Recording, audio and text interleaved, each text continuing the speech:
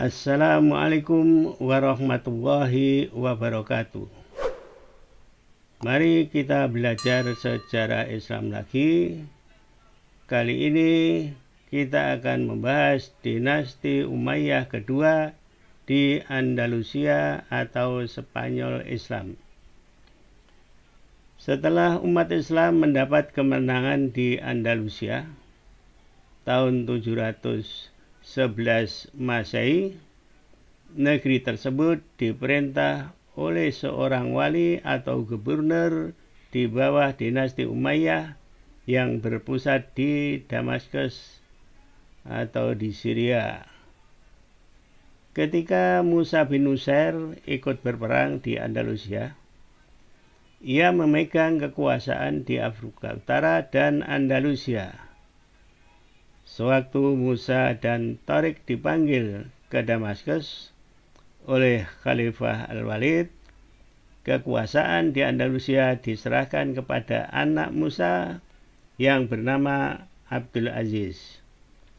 Musa tiba di kota Damaskus pada Februari tahun 715 Masehi dengan membawa harta rampasan perang yang banyak untuk dipersembahkan kepada khalifah. Para gubernur atau wali Andalusia memerintah negeri yang baru itu silih berganti dalam rentang waktu 711 hingga 756 Masehi.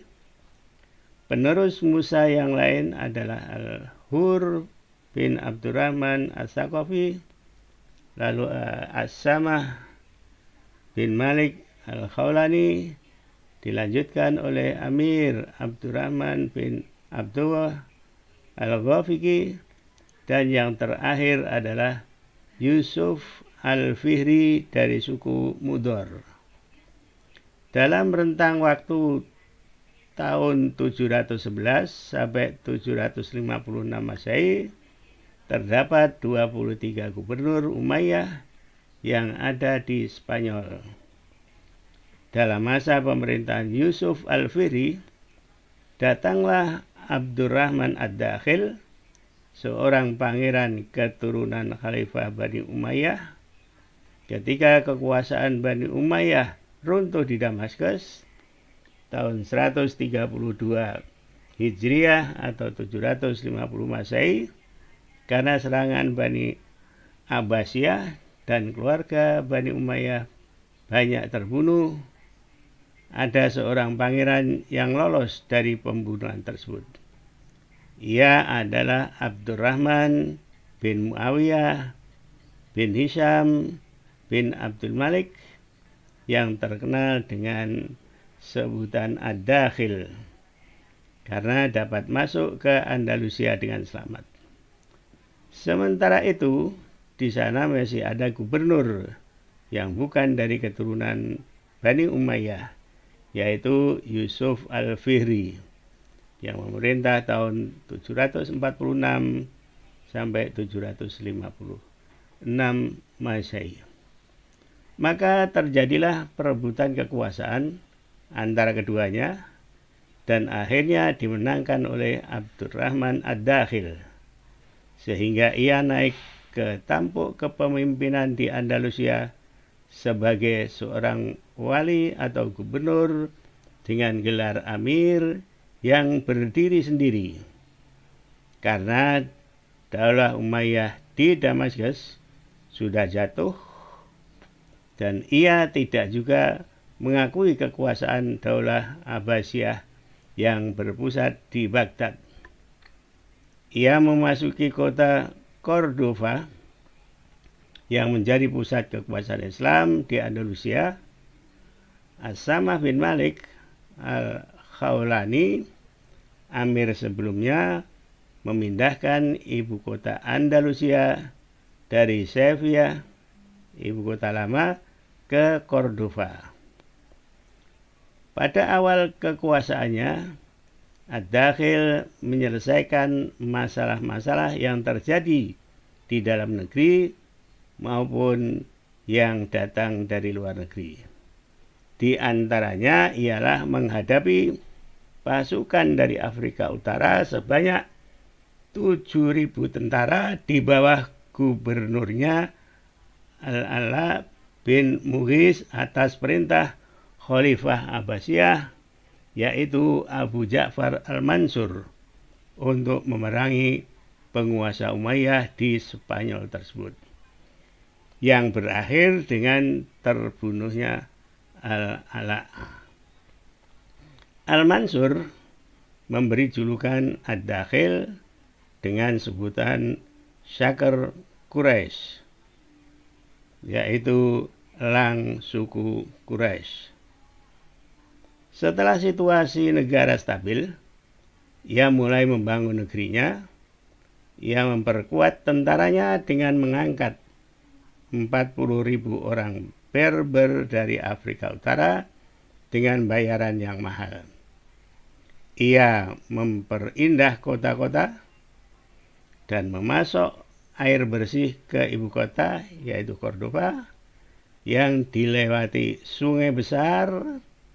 Nah, di dalam bahasa Spanyol itu disebut dengan Guadalquivir, atau Guadal itu dari jadwal, ya, aslinya dari bahasa Arab jadwal. Quivir kabir, jadwal kabir, atau aliran besar, atau sungai besar. Ya, memang itu sungainya besar itu. Ia mengembangkan seni dan peradaban, membangun tembok di sekeliling saluran air, mendirikan Munyat Ar-Rasafah di luar Cordoba, meniru bentuk bangunan istana nenek moyangnya Hisham di Syria Timur Laut. Ia juga membangun kembali Masjid Cordoba tahun 785 atau 786 yang terkenal dengan sebutan La Mezquita, atau di dalam bahasa kita masjid, yang di dalamnya terdiri dari banyak tiang dengan lengkungan bagian atasnya yang antik dan masyhur hingga kini. Walau sekarang ini di sebagian dalam masjid tersebut sudah ada yang dibangun untuk gereja. Abdurrahman Ad-Dakhil wafat di Cordoba tahun 788 Masehi. Kekuasaan dinasti Umayyah kedua di Spanyol masih bertahan lama, yaitu mulai tahun 756 sampai 1031 Masehi, dengan 16 penguasa yang bergelar Amir, kemudian juga bergelar Khalifah. Mari kita lihat bagaimana situasinya mulai dari Damaskus ke Spanyol yang dilewati oleh Abdurrahman Ad-Dakhil tersebut. Damaskus di sini, kemudian Abdurrahman Ad-Dakhil itu yang selamat, kemudian melalui Yerusalem, Kairo, kemudian ke Tripoli, kemudian di sini Tunisia, kemudian di sini otomatis di sini lewat Ceuta, kemudian Gibraltar, kemudian sampailah ke Cordoba di sini. Nah, sedangkan ini kekuasaan Bani Umayyah keseluruhan, yaitu yang ada di timur maupun yang ada di barat. Kita lihat selanjutnya, kita lihat Cordoba berarti di sini, Sevilla di sini, Gibraltar berarti di sini. Ya, kemudian di sini ke Ceuta, kemudian ke Damaskus tadi. Nah, kemudian kita lihat Andalusia sekarang ini merupakan gubernuran yang ada di Spanyol. Nah, kita lihat Cordoba. Nah, di sini Cordoba. Biasa ditulis dengan Cordoba kemudian ada juga memakai Cordova pakai V. Nah, di dalam bahasa Arab itu adalah Qurtubah. Ya. Kemudian kita lihat bagaimana masjid. Nah, ini kita lihat menara yang ada di Masjid Lamus kita tadi. Nah, ini menara sekarang menjadi menara gereja.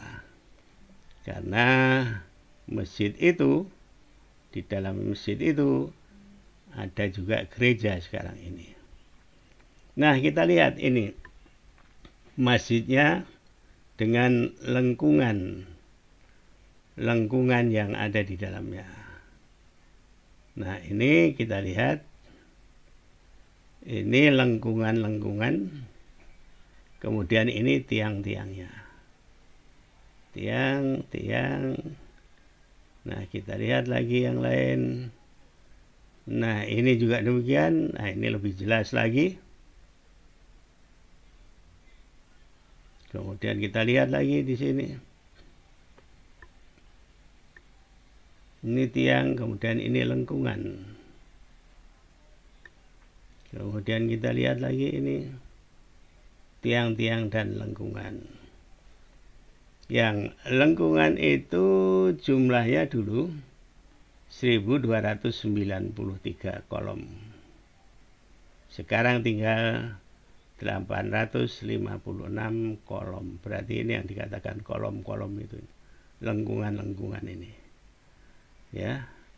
Sehingga lengkungannya itu banyak. Kita lihat di dalam tadi sekarang sudah ada dibuat gereja. Nah, ini situasinya. Nah, ini dulu kita berkunjung ke Masjid Cordova itu. Nah, ini sebagian dari masjid tadi sudah ada gerejanya. Nah, kemudian kita lihat lagi, ini situasi gereja yang ada di dalam Masjid Cordova tersebut. Nah, ini situasinya masih kelihatan ini lengkungan-lengkungannya. Kemudian kita lihat. Nah, ini yang menarik. Di tiang-tiang itu ada tulisan Arab yang masih kelihatan nyata. Kita bisa baca La ilaha illallah Muhammadur Rasulullah. Nah, ini situasi sekarang. Masih bisa kita lihat di atas tiang-tiang ini. Nah, ini kan tiang tadi atas. Nah, ini yang atas. Nah, ini. Kemudian baru ini lengkungan. Nah, kita lihat. Kemudian, nah ini situasi di luar masjid. Nah, di samping masjid itu ada sungai yang besar tadi, yang di dalam bahasa Spanyol. Nah, itu dinamakan dengan Guadalquivir tadi. Ya, sungai besar ini juga mengalir lewat Sevilla, kemudian baru sampai ke lautan Atlantik. Nah, ini kita lihat juga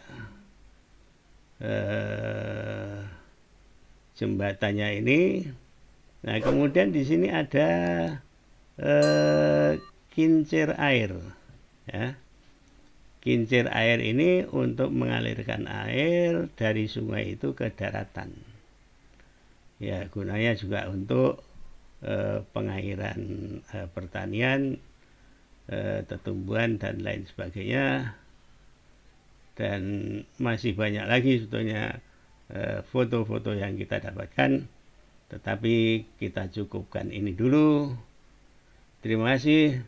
Assalamualaikum warahmatullahi wabarakatuh.